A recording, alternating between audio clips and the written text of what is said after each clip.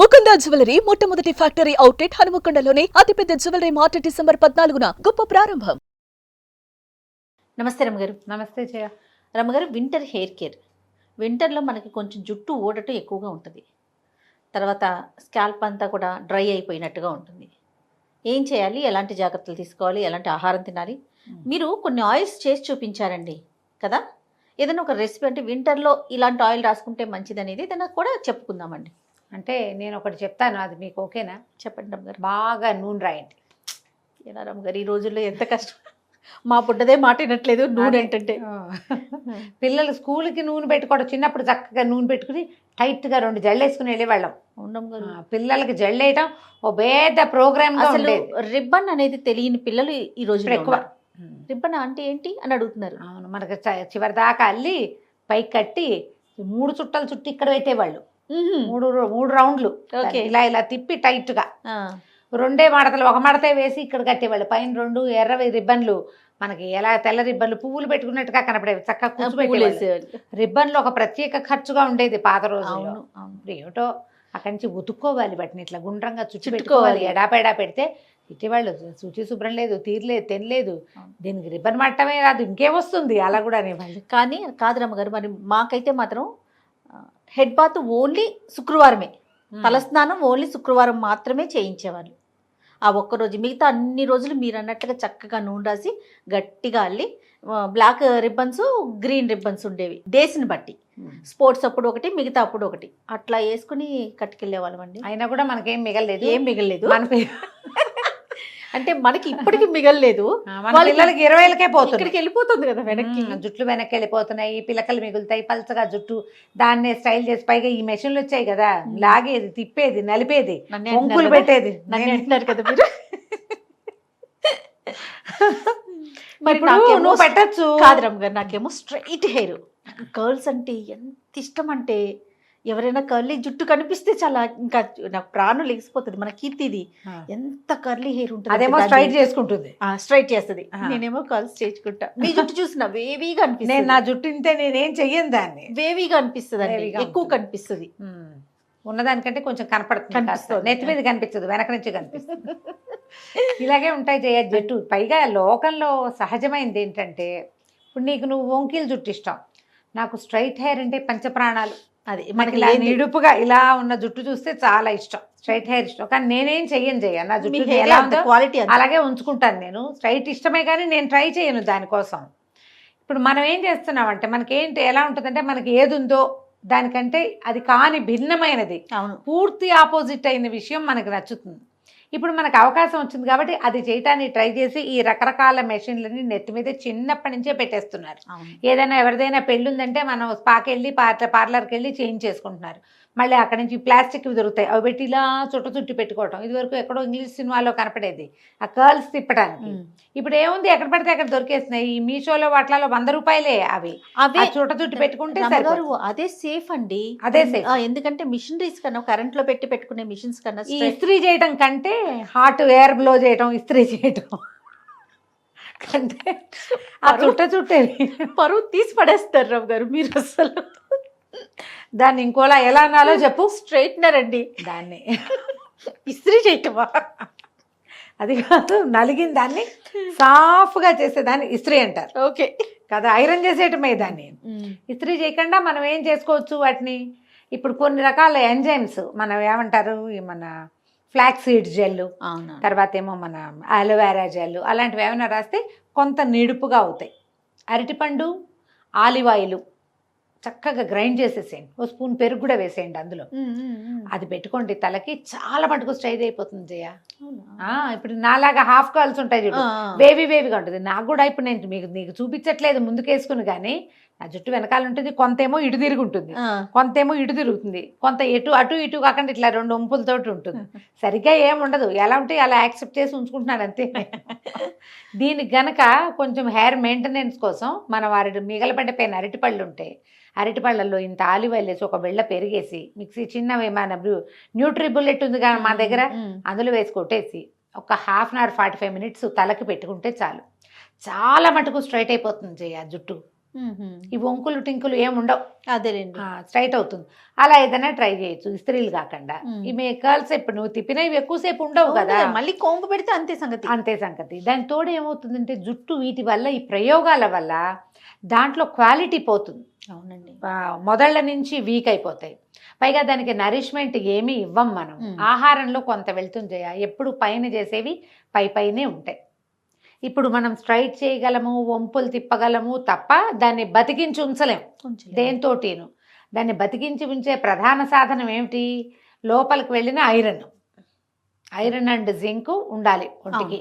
చక్కటి ప్రోటీన్ తీసుకోవాలి, మంచి ఫుడ్స్. కొంతమంది ఉంటారు ఏమీ చేయరు, ఇంత లావు ఇంత బారెడు జడ 60-70 ఏళ్ళు వచ్చినా ఉంటుంది వాళ్ళకి.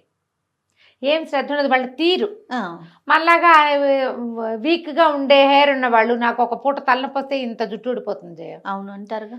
ఒక్క పూట హాఫ్ డే ఫీవరిష్గా ఉన్నా మర్నాడు స్నానం చేస్తేనే ఇంత వచ్చేస్తుంది, దువ్వినప్పుడల్లా ఇంతంత చొప్పున వస్తుంది, జుట్టు వీక్ అయిపోతుంది. నేను యాక్టివ్గానే ఉంటాను, నాకేం నీరసాలు రావు చేయాలి. అసలు నీరసం వచ్చే పద్ధతే లేదు, నా మొహం డల్గా కనపడుతుంది, నేను యాక్టివ్గానే ఉంటాను, జుట్టు ఊడిపోతుంది. మీ తీరు మన తీరు. ఇప్పుడు ఈ తీరులకి మనం చేయగలిగేది ఏం లేదు, ఏదో చిన్న చిన్న అనుపానాలు వేసుకుంటాం అనుకో.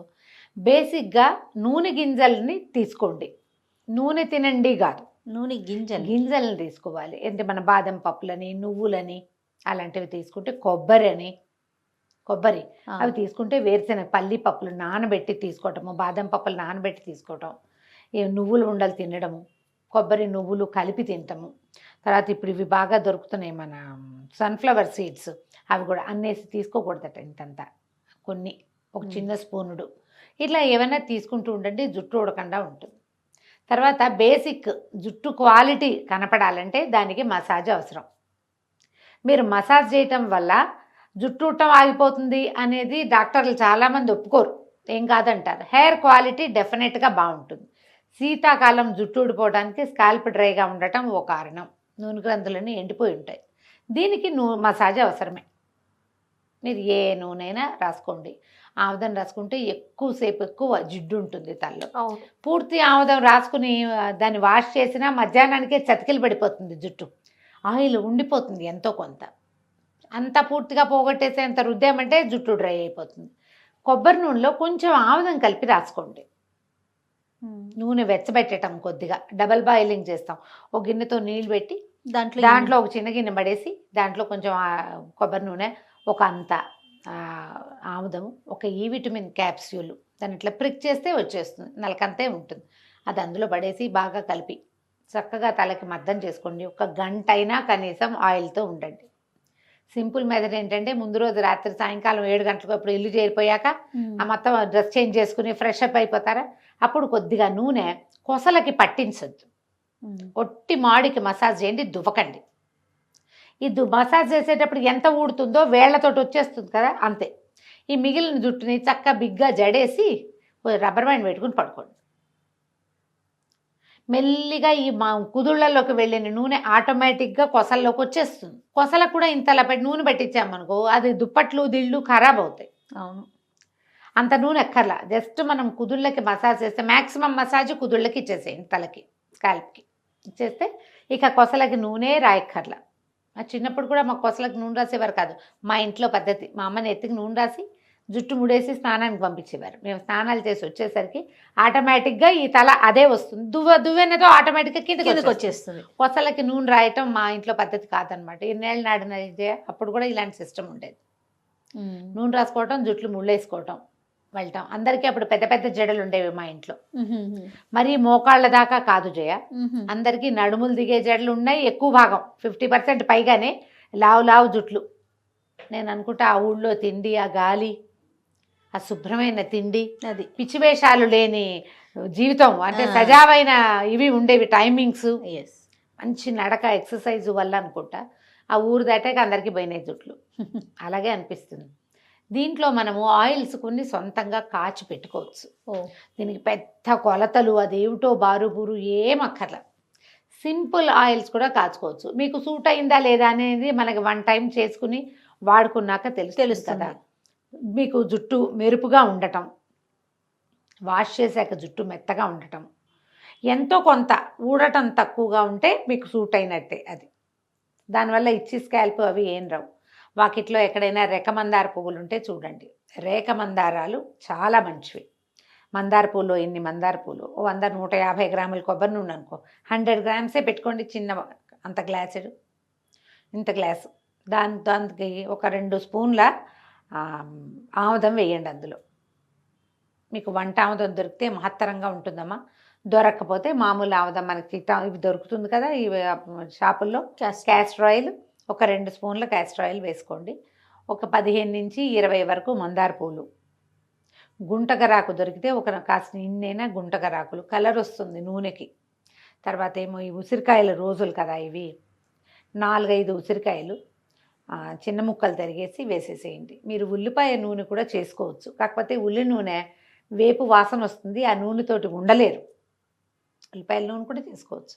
ఉల్లిపాయలు పక్కన పెడితే ఇది మందారాలు, గుంటగరాకు, ఉసిరిక ఈ 3 వేయండి. ఆముదం ఎలాగో నూనెలో కలుపుతాం కదా, ఒక స్పూన్ మెంతులు కూడా అందులో వేసేసి స్టవ్ మీద పెట్టేయండి. సన్నటి మంట మీద, ఎంత తక్కువ మంట ఉంటే అంత మంచిది. మీ దగ్గర ఇండక్షన్ స్టవ్ ఉంటే అన్నిటికంటే లీస్ట్ టెంపరేచర్ ఉంటుంది కదా, 300 ఏదో నెంబర్ రాస్తాడు, అందులో పెట్టండి.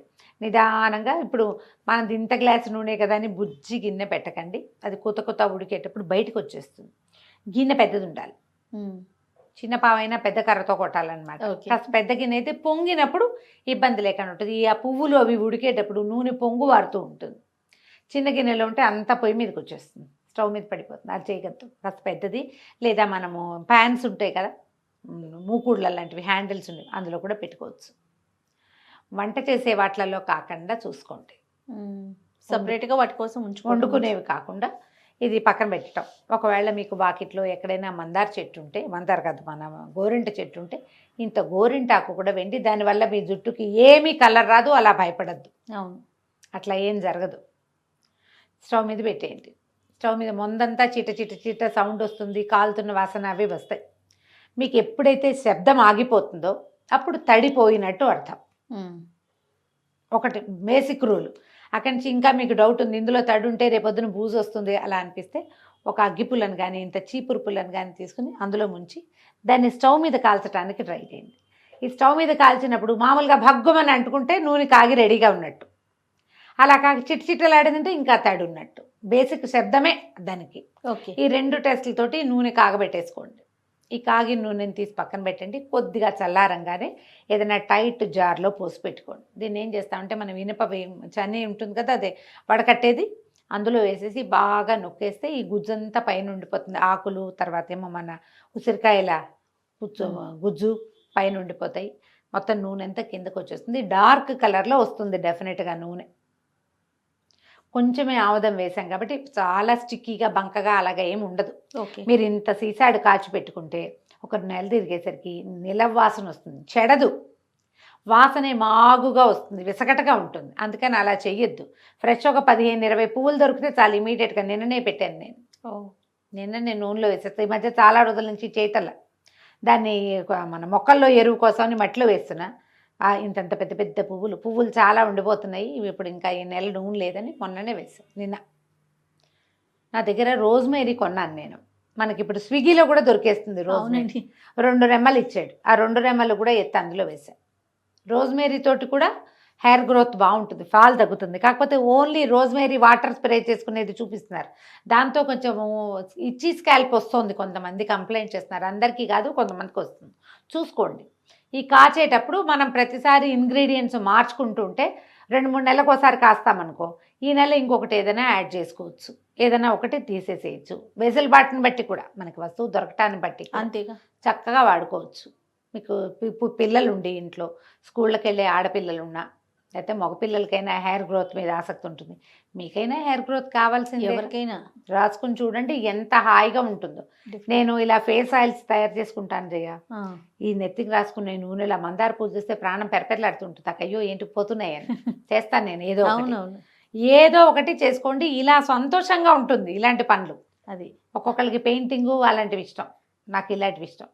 ఇవి చేసుకుని మనమే వాడుకుంటే ఎంత సాటిస్ఫాక్షన్. మా ఇంటికి ఎవరైనా పిల్లలు వస్తే ఫ్రిడ్జ్ లో నుంచి ఒక సీసా తీసిస్తాను నేను గిఫ్ట్గా. ఆ ఫేస్ ఆయిల్స్ ఇస్తాను, హెయిర్ ఆయిల్స్ ఇస్తాను, ఏదో ఒకటి మళ్ళీ వాళ్ళకి చెప్తుంటా, ఈసారి వచ్చినప్పుడు కొబ్బరి నూనె పట్టుకొచ్చి ఇయ్యి నాకు, ఊరికే ఇవ్వకూడదు నూనె. అవును. అందుకని నెక్స్ట్ టైం వచ్చేటప్పుడు కొబ్బరి నూనె పట్టరా ఒక 1/2 లీటర్ అని చెప్పి గానుగు నూనె తెప్పించి ఫ్రిడ్జ్లో పెట్టుకోవటము చేయటమే. సూపర్. ట్రై ట్రై చేసి చేసి చూడాలి. చూడాలి. డెఫినెట్గా రమ్మగారు. నమస్తే. నమస్తే.